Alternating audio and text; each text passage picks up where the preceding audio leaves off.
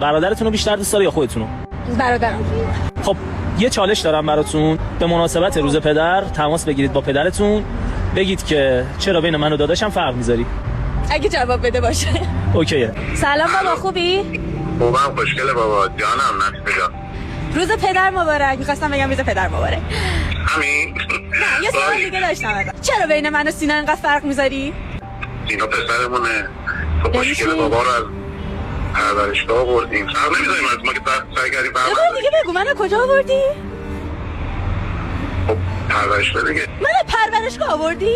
چه اشکالی داره؟ تو هم دختر مایی، مثل دختر مایی چه فرق میکنه؟ ما که مثل دختر خودمون با تو رفتار کردیم. یعنی واقعا منو پرورشگاه آوردی؟